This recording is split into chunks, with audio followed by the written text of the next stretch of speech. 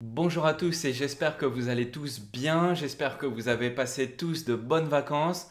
C'est le cas pour moi, pendant que nous on dormait, il y en a qui bossaient.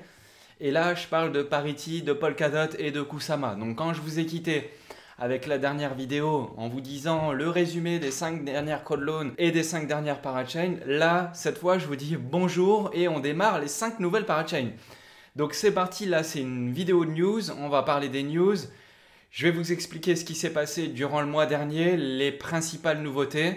Et puis maintenant, on va démarrer et on en fera de plus en plus parce qu'il va se passer de plus en plus de choses jusqu'à la fin de l'année et jusqu'à l'au-delà. Donc c'est parti, on passe sur le PC et on démarre. Cette vidéo, elle est propulsée par PolkaSwap. Si ça vous plaît, vous pouvez aller sur la plateforme, vous regardez, vous pouvez swapper des tokens et faire de la DeFi sur polkaswap.io.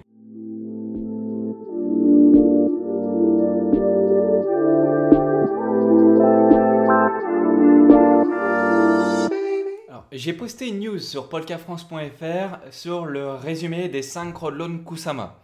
Alors c'est un rapport ultra long et ultra technique et moi je vais vous la faire courte et je vais vous extraire les idées qui sont très importantes et qu'il va falloir retenir pour la suite. Donc je vous le montre mais en gros il y avait 12 pages. Et là c'est Magnum Octopus. Magnum, salut à toi, qui nous a fait la traduction complète de l'article officiel qui se trouve là. Et franchement il est grave bien fait, donc merci Magnum. Je vous mettrai en description la chaîne de Magnum Octopus qui s'appelle Parlons Polka, un grand professionnel, vous pouvez aller voir ce qu'il fait, c'est super bien. Donc là, dans l'article, c'est Polkadot qui explique comment s'est passé les 5 dernières crowdloans, et ils ont pris du recul et ils ont analysé ce qui s'est passé. Donc comme vous le savez maintenant, logiquement vous devez le savoir, une crowdloan c'est un prêt participatif, vous prêtez des KSM sur Kusama, ce sera la même chose plus tard sur Polkadot, et vous les récupérez dans une durée qui se situe environ de 48 semaines. Enfin bref, il y a plusieurs options, etc. Mais ça, vous savez tous ce que c'est. Et dans les auctions, donc dans les ventes aux enchères, dans les enchères, il y a deux périodes. Donc il y a une période de 2 jours qui s'appelle la starting phase. Et ça, c'est les projets, pendant cette starting phase, peuvent mettre une enchère. Par contre, c'est dans la seconde période, donc ce qu'on appelle la candle phase. Candle, c'est une bougie en anglais. Et donc c'est la phase de la bougie. Et en fait, si vous voulez, peu importe, c'est une phase qui est aléatoire, c'est-à-dire qu'à chaque bloc, ça peut être ce bloc-là qui est défini comme le bloc qui prend la photo de celui qui a le plus dans les enchères. Ça veut dire que si pendant le premier bloc, si c'est le premier bloc qui est pris en photo, et ben peu importe si le projet met plus après le premier bloc qui a été pris en photo, ça sera le premier qui sera pris en compte. Mais ce bloc-là, il est défini de manière aléatoire. Donc là, c'était un exemple en vous disant le premier bloc. Ça peut être, vous avez vu, il y a 72 000 blocs. Si c'est le 10 millième ou le 71 millième qui est pris en photo, donc le snapshot, c'est-à-dire que le snapshot du bloc, c'est-à-dire que ça sera à ce moment-là que le projet sera défini comme gagnant. Donc ça, ce mécanisme-là, ils ont pris du recul et ils ont analysé, ils se sont dit que finalement, c'est plutôt une méthode de levée de fonds et d'enchères parce que en fait, si vous voulez, pour ceux qui connaissent sur eBay, quand vous mettez des vraies enchères sur eBay, qu'est-ce que les gens font? Ils attendent le dernier moment. Donc si par exemple l'enchère dure 7 jours sur eBay, qu'est-ce que les gens vont faire sur eBay? Ils vont attendre la dernière minute pour mettre l'enchère. Et parce que la fin de l'enchère se situe à la dernière seconde. Là, c'est une enchère masquée à la bougie, c'est-à-dire que on ne sait pas quand est-ce qu'aura lieu la fin, et c'est un bloc aléatoire, et donc ça force les projets à être toujours le meilleur enchérisseur tout au long de la durée de la candle phase que vous voyez là. Et donc là, pour les 3 premières enchères, il y a eu très peu de suspense, si on peut dire, mais par contre, pour la 4e et pour la 5e, là, il y en a eu beaucoup plus. Par exemple, avec Bifrost et Kala, là, on a vu que, vous voyez, au fur et à mesure des blocs, eh ben, il y a certains projets qui gagnaient. Donc, à un moment, Bifrost commençait à gagner. Et puis après, Kala, ils ont repris le dessus. Et puis après, Bifrost, ils ont repris le dessus. Kala, ils ont repris les... Et en fait, quand on calcule le temps où le projet était gagnant, c'est pas parce que le projet a été gagnant le plus de temps, c'est de manière aléatoire. Donc personne ne sait quand le bloc va être défini comme gagnant, mais le projet, lui, pour être sûr qu'il gagne, il va essayer d'être toujours au-dessus du projet qu'il y a juste derrière lui. Et donc ça a créé un petit combat et ça a créé un combat entre les projets. C'est ce qui a été vu et c'est ce qui a été défini et c'est ce qu'on a pu voir entre Bifrost et Kala, mais c'est aussi ce qu'on a pu voir après entre Bifrost et Basilisk. Basilisk a gagné pendant 1% du temps, mais au final Bifrost ils ont maintenu le dessus sur Basilisk la plupart du temps et donc du coup ils ont gagné au bloc, je sais plus quel bloc, mais c'était le bloc de la fin. Mais c'était très chaud, c'était très chaud. Donc ça, ils se disent qu'au final c'est plutôt une bonne méthode. Donc le résultat il est plutôt positif et si on va un peu plus loin que ça, dans ce mécanisme de contribution, en fait si vous avez vu, les projets ils ont été très généreux, très généreux, hein. Par exemple quand Moonriver donne 30% de ses jetons pour pouvoir avoir la parachain dans les crowdloans, c'est ultra massif, hein. Ça n'existe quasiment jamais, hein. Les projets sérieux, quand ils vendent des jetons à des investisseurs, ils vendent peut-être 10-20% quand c'est un projet sérieux. Là, ils ont donné 30%, pas à des investisseurs, mais à la communauté. Donc en fait, c'est la communauté qui va définir un peu le projet. Ça, c'est bien. Ça, c'est bien. Donc là, on a vu que les projets, ils ont été très généreux pour les premières enchères. Sauf que là, on a vu qu'il y en a eu 5. Maintenant, il va y en avoir 5 suivants. On y vient juste après. Mais ce qui est intéressant de comprendre, c'est que là, on va avoir pendant tout le tour du cadran, c'est-à-dire pendant 48 semaines, il va y avoir des projets qui vont être élus. Mais au fur et à mesure des projets qui seront élus pour la première fois, après, il y aura les projets qui ont déjà été élus et qui vont avoir besoin de prolonger la période de la parachain, puisqu'ils ont réussi à louer pour 48 semaines. Donc quand eux, les premiers projets qui ont réussi à obtenir leur parachain, ils vont revenir dans 48 semaines pour réobtenir une deuxième fois. Alors soit ils vont le faire, et ça on a vu les projets qui ont dit qu'ils allaient le faire en eux-mêmes avec leurs propres fonds, parce qu'ils auront réussi avec leurs propres jetons à avoir beaucoup de jetons. Mais on voit que ces projets-là qui ont déjà eu la première parachain, pour la deuxième, donc pour le prolongement, ils vont être beaucoup moins généreux. C'est-à-dire que là, ils comptent sur leurs propres fonds pour l'avoir. Sauf que les nouveaux projets qui vont arriver après, eux, ils vont être très généreux pour avoir la parachain. Donc on risque d'avoir après, plus tard dans l'année, un deuxième combat sur Kusama pour les projets qui veulent être réélus et avec les nouveaux projets qui vont arriver, et il y en a des gros. Il y en a des gros, c'est intéressant de le noter. Donc ça, c'est un point qui est intéressant à noter pour l'avenir. Vous pouvez lire l'article, il y a plein d'infos comme ça, c'est super intéressant.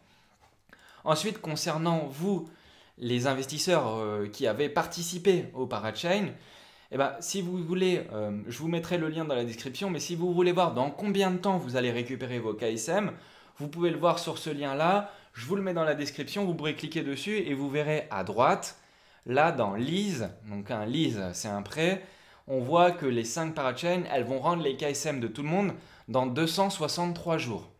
Ok, si un jour vous en avez besoin, mettez-le en favori. Comme ça, vous n'aurez plus besoin de chercher à dans combien de temps on va me les rendre, vous le saurez. Et puis, donc, du coup, suite au rapport qu'ils ont fait sur le mode de participation des enchères et sur la stabilité du réseau, où ils ont vu que, en fait, dans l'article, ils vous disent, là, dans le nouvel article où ils annoncent les nouvelles crowdloans qui démarrent le 1er septembre. Hein. 1er septembre, c'est demain.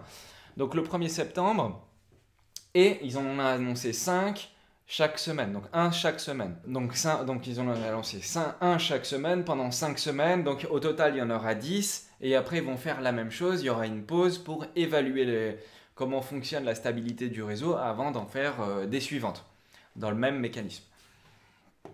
Donc sauf que là, ils ont dit aussi, en parallèle de ça, qu'ils ont analysé les statistiques du réseau. Bon, il y a quelques petits bugs mineurs, mais sur la vitesse de validation des blocs qui est hétérogène entre les différents projets. Mais ça, ils sont en train de mettre tout au point. Il y a un article complet, vous pourrez aussi aller le voir si ça vous intéresse. Mais en gros, ils disent qu'il y a des parachains qui valident des blocs plus vite que d'autres. Bon, là, dans l'absolu, c'est pas méchant, mais ils vont stabiliser tout ça de manière à ce que toutes les parachains puissent avoir des performances comparatives, égales, si on peut dire. Donc là, c'est parti. Hein, c'est parti. Polkadot, donc c'est Robert Habermeyer le fondateur de Polkadot avec Gavin Wood et avec, je sais plus comment il s'appelle le troisième, je crois qu'il s'appelle Steve de mémoire, un truc comme ça. Donc là, ça y est, nous les ont annoncés. C'est pour le 1er septembre. Donc ils viennent de nous l'annoncer là. Puisque du coup maintenant il y a 7 jours, ça laisse le temps de ceux qui sont mis des KSM en stacking de les unstacker, donc de les unbounding pour pouvoir les avoir 7 jours plus tard. Donc là, ça y est, on y est. Les projets ils vont commencer à annoncer petit à petit leur crowdloan. Donc là, on a pour l'instant que SherpaX qui ont lancé leur module de crowdloan. Tous les projets qui veulent concourir de la 5e à la 10e parachain vont le faire. Donc là, il y aura quelques surprises. J'y viens juste après, mais là, il y aura les projets qui auront déjà été là, comme Robonomics, comme SherpaX, comme HydraX, Basilisk, etc. Et puis, on aura des nouveaux, comme par exemple Kilt Protocol. Alors, Kilt Protocol, c'était pas prévu, mais finalement, ils vont le faire. Donc, Kilt Protocol, ils ont mis à jour leur token metrics et finalement, ils laissent la possibilité au public de participer au crowdloan. Alors, c'est intéressant parce qu'ils reviennent sur ce qu'ils avaient dit avant, où ils avaient dit non, non, nous, on n'a pas besoin du public, mais finalement, les montants levés en KSM sont tellement massifs qu'ils sont obligés de faire appel au public. Donc ça, c'est une bonne chose. Vous et moi, on peut participer si ça vous intéresse. On y reviendra, on va aller faire un par un les programmes pour savoir quels sont les plus intéressants. Je vous expliquerai tout ça, mais là c'est intéressant. Kill Protocol, c'est quoi? En gros, c'est un protocole, donc ça va être une blockchain qui va vous permettre de vérifier votre identité sur la blockchain. Donc là, vous allez avoir dans votre wallet, vous allez pouvoir y greffer votre identité, et ça apporte de la valeur et du contenu de sécurité dans certains projets qui vont pouvoir je dis une bêtise, mais par exemple, demain, il y a une levée de fonds. S'il y a certains pays qui sont interdits, comme souvent les États-Unis et la Chine, ils interdisent les levées de fonds, les ICO. Donc là, par exemple, avec une blockchain comme Kilt Protocol, on va pouvoir directement sur la blockchain greffer son identité de manière décentralisée et protégée. C'est-à-dire que c'est seulement le projet que vous aurez autorisé qui pourra voir votre identité à travers la blockchain et directement dans votre wallet. En gros, hein, je vous la fais court, mais on reparlera de Kilt Protocol. Mais en gros, c'est ça. Et là, dans le projet, ils vont mettre 4,5 millions de coins en circulation sur 150 millions. Donc, on va faire le calcul. Ça fait combien de pourcents? Donc, 4,5 divisé par 150. Ça fait, hop, on multiplie par 100. Ça fait 3%. Donc là, ils vont distribuer 3% du total pour la première crowdloan.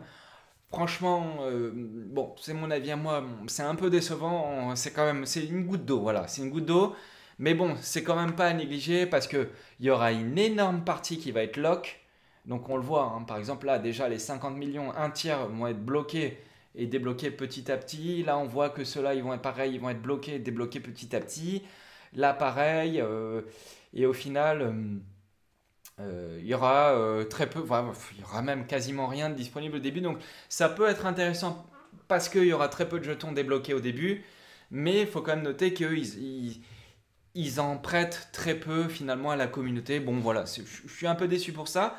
Mais je pense que je vais quand même participer. Après, ce qui fait Nono, on s'en fiche. Pour ça, vous avez la chaîne à Nono, vous pouvez la suivre, je vous la mettrai dans la description. Mais peu importe ce que moi je fais, ce qui est intéressant de savoir, c'est que là, ils vous mettent 3% des jetons à disposition pour la crowdloan. C'était pas le cas au début, c'était pas prévu, finalement ça va être le cas, c'est intéressant et on reparlera de ce protégé-là.